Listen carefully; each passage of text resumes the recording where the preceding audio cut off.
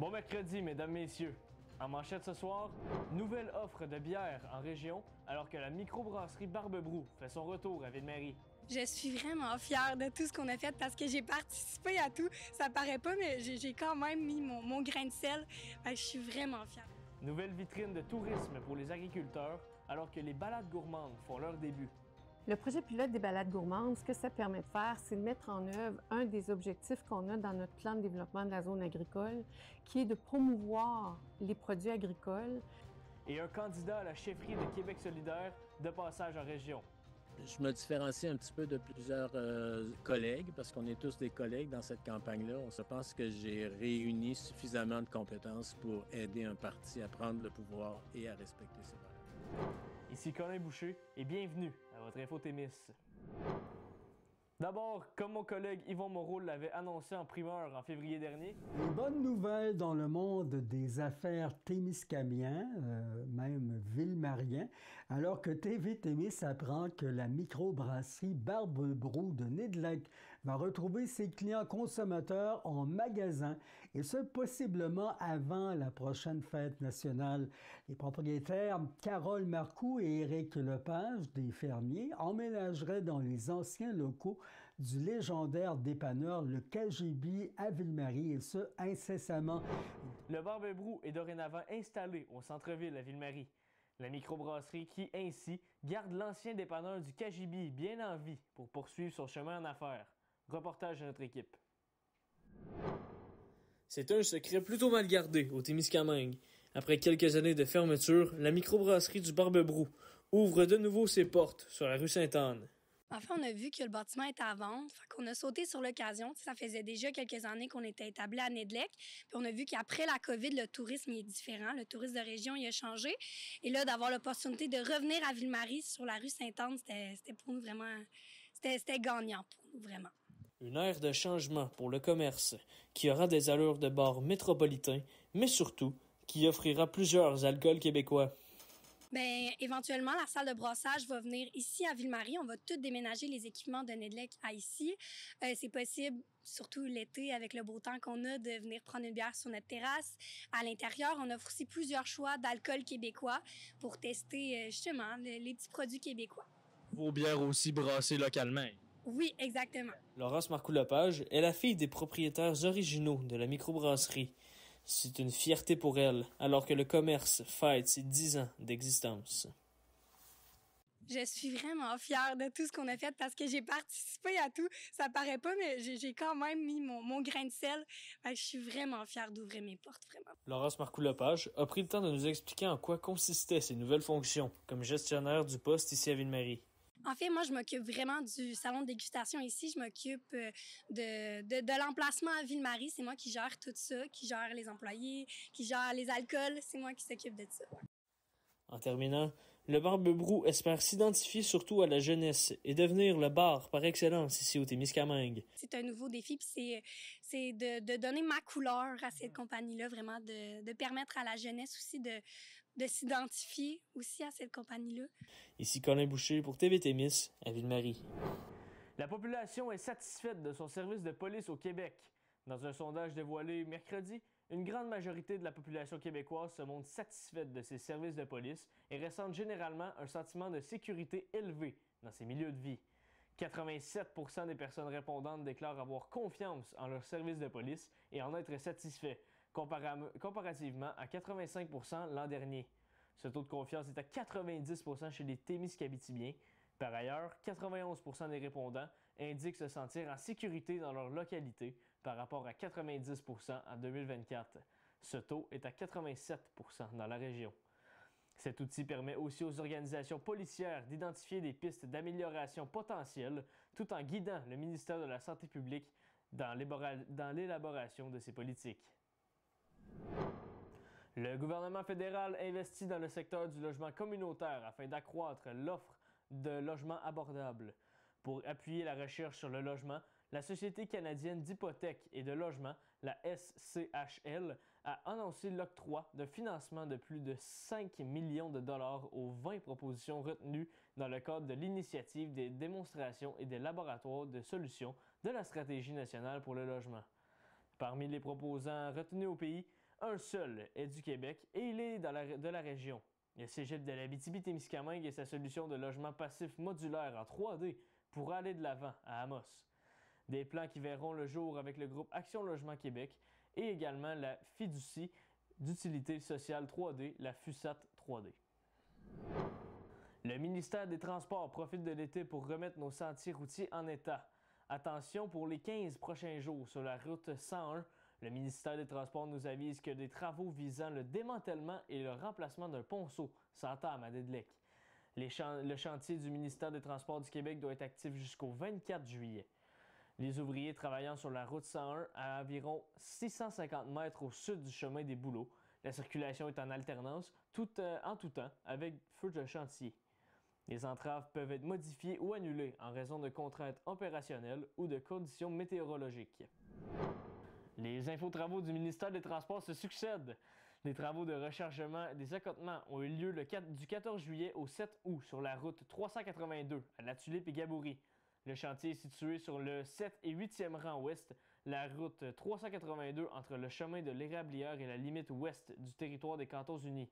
C'est à environ 580 mètres à l'est du chemin de la Baie-Guélis à Fugerville. On y circule en alternance avec des signaleurs et barrières de contrôle de la circulation, du lundi au jeudi, entre 7h30 et 17h. Ces entraves peuvent être modifiées ou annulées en raison de contraintes opérationnelles ou des conditions météorologiques. Consultez le Québec 511 pour en faire le suivi. Pour la sécurité des usagers de la route et celle des travailleurs, le respect de la signalisation en place est essentiel. Un projet pilote agricole voit le jour au Témiscamingue. La MRC de Témiscamingue débute les balades gourmandes qui ont pour objectif de faire rayonner l'agriculture locale en allant à la rencontre des travailleurs du milieu. C'est des débuts retentissants alors que toutes les places sont déjà comblées. Les détails avec la préfète Claire Bolduc. Donc, pour la MRC et le Témiscamingue, là, concrètement, qu'est-ce que ça permet, là, un projet là, comme celui-ci? Le projet pilote des balades gourmandes, ce que ça permet de faire, c'est de mettre en œuvre un des objectifs qu'on a dans notre plan de développement de la zone agricole, qui est de promouvoir les produits agricoles, la qualité de la production issue du terroir témiscamien, la diversité de cette production-là et le travail des producteurs agricoles. On joint à cette balade gourmande-là la découverte de sites touristiques d'intérêt au Témiscamingue, ce qui permet de fournir à nos visiteurs et à nos citoyens et citoyennes qui participeront aux balades gourmandes une expérience vraiment complète, vraiment unique aussi. On joint à ça le goût du terroir, des produits issus de notre terroir. On permet la discussion avec les producteurs agricoles et les transformateurs qui font que ce terroir-là prend de la valeur. Et on permet aussi la découverte de sites d'intérêt sur le territoire témiscamien. Comment est-ce que ça peut valoriser le Témiscamingue, ces méthodes-là un peu de travail, là?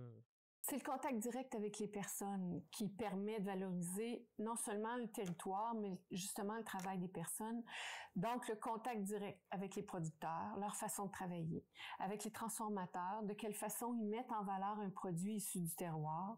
C'est aussi la découverte de sites formidables. Ça permet d'augmenter la fierté qu'on a de notre propre territoire, ça permet d'améliorer la découverte du territoire, ça permet de faire en sorte qu'on rayonne. Actuellement, les 4 propositions de balades gourmandes, c'est complet. Les inscriptions sont fermées maintenant, c'est complet. Alors, ça démontre qu'il y a un intérêt pour ce genre de proposition-là, ça démontre qu'il y a un intérêt pour le territoire. Est-ce qu'on n'essaierait pas, du côté de la MRC, une nouvelle forme de tourisme, là, parce qu'on parle beaucoup de tourisme de plein air, mais est-ce que on veut vraiment plus se diriger vers le tourisme agroalimentaire? Mais ça fait partie de tourisme aventure nature que de faire ce genre de proposition-là. Ça fait aussi partie de notre engagement à promouvoir les activités agricoles avec ce genre de proposition-là. Promouvoir les activités agricoles, c'est notre plan de développement de la zone agricole. Maintenant, on s'est quand même inspiré de ce qui pouvait se faire ailleurs. C'est aussi une façon, on ne fait pas que proposer les produits, on montre là où ça se produit, on montre les façons de faire des producteurs, puis on invite les gens à la découverte du territoire en proposant 4 circuits différents. Donc, c'est une nouvelle proposition touristique, clairement pour le Témiscamingue, mais qui s'inscrit très, très concrètement dans 2 axes de nos pôles d'excellence, les agricultures innovantes et le tourisme aventure nature. Et finalement, est-ce qu'on peut s'attendre à plus de projets de ce genre ici à la MRC? Puis si oui, à quoi ça va ressembler, là? Ben, en fait, c'est pour le dossier agricole, il y a plusieurs propositions qui ont déjà été mises de l'avant, issues du plan de développement de la zone agricole. Par exemple, si vous allez dans les commerces locaux, les épiceries locales, vous voyez les affiches des producteurs fièrement d'ici. Je suis un fier producteur du territoire témiscamien. Alors, c'est déjà une façon de promouvoir le travail des agriculteurs. On a aussi mis en place on fait aussi d'autres mises en place, par exemple la proposition de capsules vidéo où une chef cuisinière fait la démonstration de comment on peut servir les produits locaux, des recettes faciles à reproduire, mais qui utilisent toutes des produits, des productions locales. Donc, on fait déjà, c'est pas la première proposition qu'on fait pour promouvoir notre terroir. On le fait déjà et on le fait de plus en plus. Oui, il y a d'autres éléments qui vont s'ajouter, notamment, on parle de projet pilote cette année. On veut voir, on constate l'engouement que ça présente, ce genre de proposition-là. On veut voir aussi de quelle manière les gens vont apprécier l'expérience, qu'est-ce qu'ils vont avoir à proposer, qu'est-ce qu'ils vont avoir comme commentaire suite à l'expérience, pour que nous, on puisse aller plus loin dans les prochaines années sur les balades gourmandes. Politique provinciale maintenant. Un Gaspésien souhaite prendre la relève de Gabriel Nadeau-Dubois comme porte-parole de Québec solidaire. Le docteur Yves Bonny-Vigier a entamé sa campagne en Abitibi-Témiscamingue, là où le parti a connu sa part de succès, avec Émilie de Santérien. Ancien directeur de santé publique à Gaspé, il était, selon ses collaborateurs, à l'écoute, près des gens, et démontrait qu'il avait à cœur la santé de sa communauté.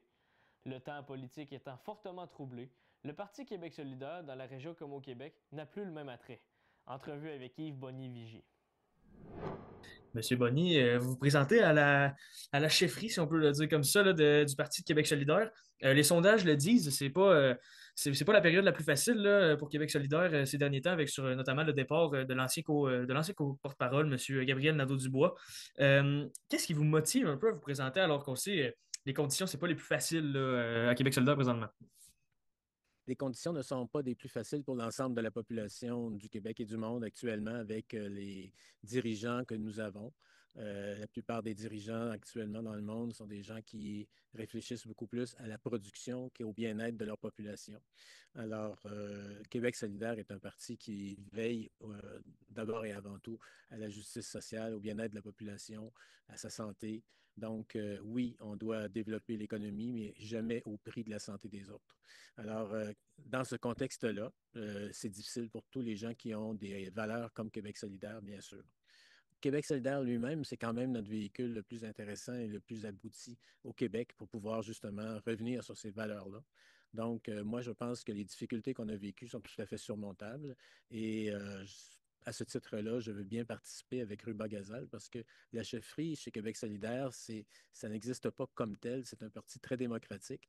On a des instances de coordination où sont représentés les gens des circonscriptions de tout le Québec, des gens qui réfléchissent aussi sur des difficultés, des thématiques comme la santé, comme l'immigration, etc. Tous ces gens-là participent vraiment à la direction de Québec solidaire, mais on a 2 porte-paroles. Dont une de ces porte-paroles est une femme, et c'est Ruba Gazal actuellement. Et l'autre porte-parole, ben, ça peut être un homme, et c'est moi qui me présente avec 3 autres collègues pour l'instant. Sol Zanetti se présente, Étienne Grandmont et Guirou Schneider. Alors, c'est une belle course qui commence et qui devrait intéresser un peu tout le monde. Cette course-là, exactement, à quelle date où est-ce qu'on va choisir un peu notre co-porte-parole à Québec solidaire? Il va y avoir un vote. D'abord, c'est un vote universel. Hein. C'est tous les membres peuvent voter. Puis ça revient à dire que presque tous les citoyens du Québec peuvent voter parce que être membre de Québec solidaire, c'est un gros 5 Mhm. C'est pas ça qui va être une barrière. Donc, tous les gens qui s'intéressent à voter pour les prochains porte-parole sont bienvenus. Et le vote va avoir lieu entre le 5 et le 8 novembre. Parfait.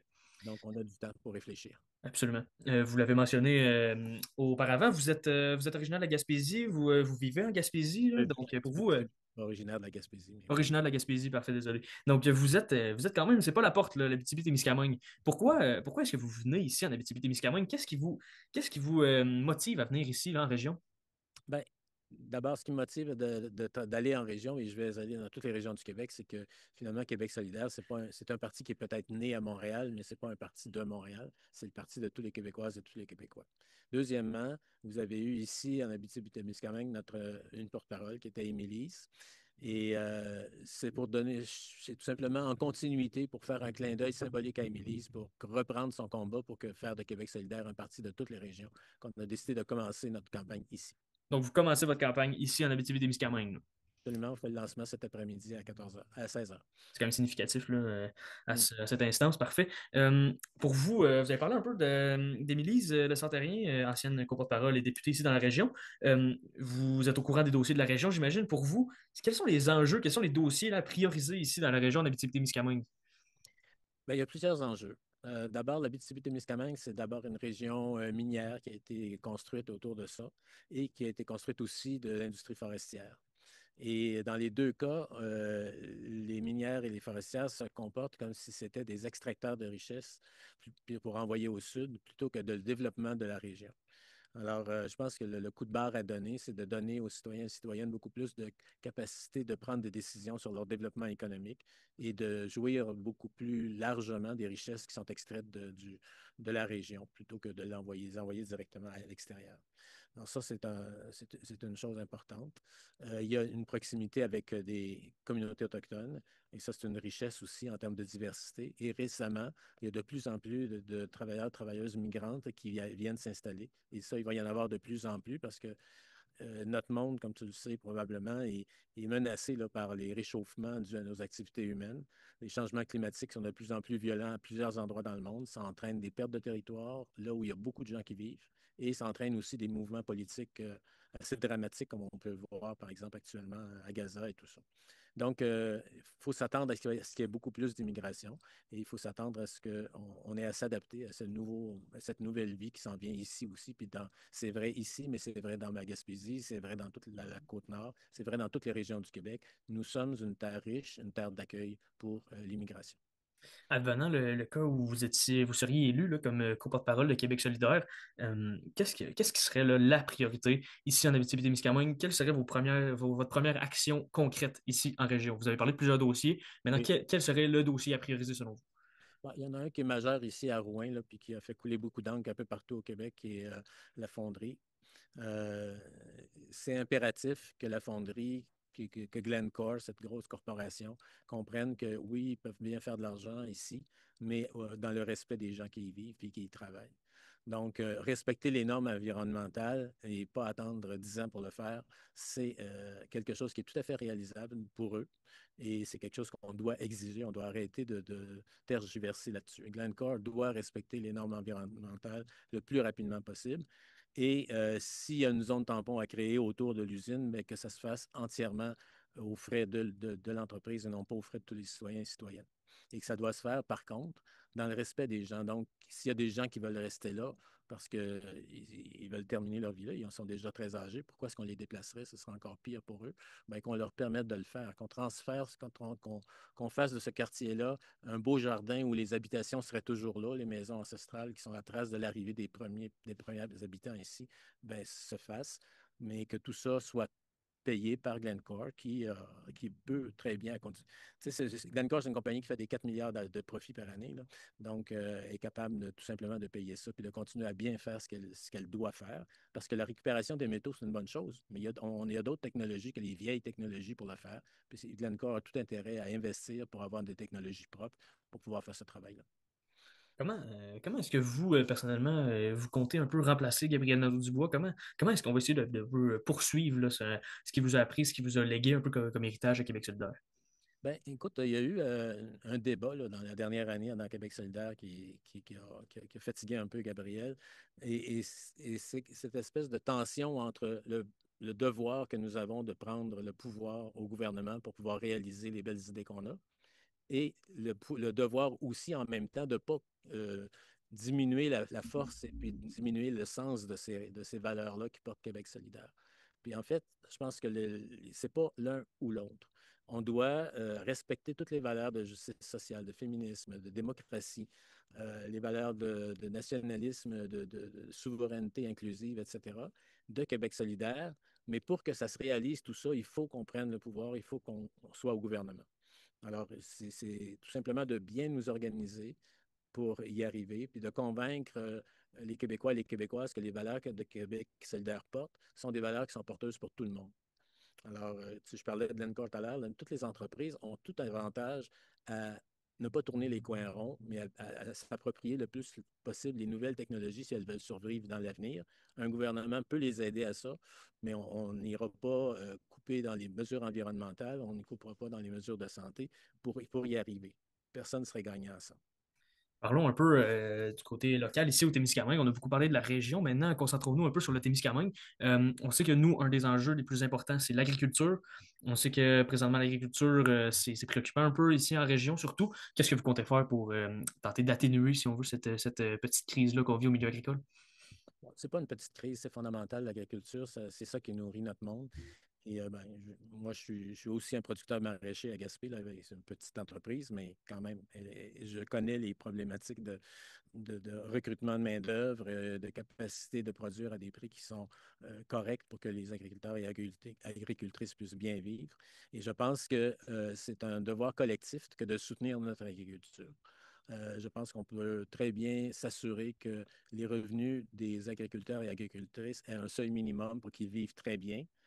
Et puis, s'ils peuvent faire mieux parce qu'ils ont beaucoup d'ingéniosité, tant mieux, mais au moins qu'il y a une base pour que les gens arrêtent de crever de faim puis de travailler des 60 à 80 heures par semaine, puis se retrouver avec à peu près peu de revenus à la fin de l'année.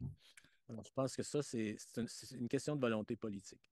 Je pense qu'on peut très bien soutenir notre agriculture, être le plus indépendant possible et donc donner un élan à de nouvelles aussi, nouvelles façons de travailler dans l'agriculture. Mais ça exige un soutien aussi important pour les petits travailleurs agricoles, les petites entreprises agricoles, que pour les très grosses qui sont déjà bien subventionnées, mais toujours avec l'idée d'exporter. Mais si on pense à la sécurité alimentaire de notre pays, je pense qu'il y a moyen de réfléchir autrement. En terminant, M. Bonny-Vigier, pourquoi est-ce qu'on devrait vous nommer vous comme co-porte-parole? Pourquoi vous spécifiquement? Ben, écoute, je me différencie un petit peu de plusieurs collègues parce qu'on est tous des collègues dans cette campagne-là. On ne s'en déchirera pas. On a tous des qualités. Mais disons que j'ai la chance d'avoir eu la possibilité d'étudier pas mal dans plusieurs domaines. J'ai la chance d'avoir vécu assez longtemps aussi pour faire beaucoup d'expériences. J'ai travaillé partout au Québec, mais j'ai travaillé aussi partout dans le monde. Donc, je pense que j'ai réuni suffisamment de compétences pour aider un parti à prendre le pouvoir et à respecter ses valeurs. Merci beaucoup, M. Bonny-Vigier. Merci beaucoup à vous. Le président des États-Unis, Donald Trump, imposera à partir du 1er août des taxes de 50% sur les exportations de cuivre canadien. Une nouvelle mesure qui aura certainement des impacts pour la région, alors que la seule fonderie de cuivre canadien se trouve à Rouyn-Noranda. Par ailleurs, autre nouvelle touchant l'économie du pays, la ministre de l'Emploi et des Familles et ministre responsable de l'Agence fédérale de développement économique pour le nord de l'Ontario, l'honorable Patty Adjdu, et le secrétaire d'État au travail, l'honorable John Zeruchelli, ont annoncé la prolongation de la mesure temporaire d'ajustement des taux de chômage des régions de l'assurance-emploi jusqu'au 11 octobre 2025. Cette décision fait en sorte que le nombre d'heures requis pour avoir droit aux prestations régulières demeure réduit à un maximum de 630 heures et donne lieu à l'ajout d'un maximum de 4 semaines de prestations supplémentaires. Et en terminant au sport, avec une épreuve féminine en prime depuis cette année, l'un des événements mondiaux de la région, le Tour de l'Abitibi, est en cours. Déjà à sa 55e édition, l'événement qui s'étendait autrefois sur 7 jours s'allonge de 3 jours supplémentaires pour inclure le volet féminin.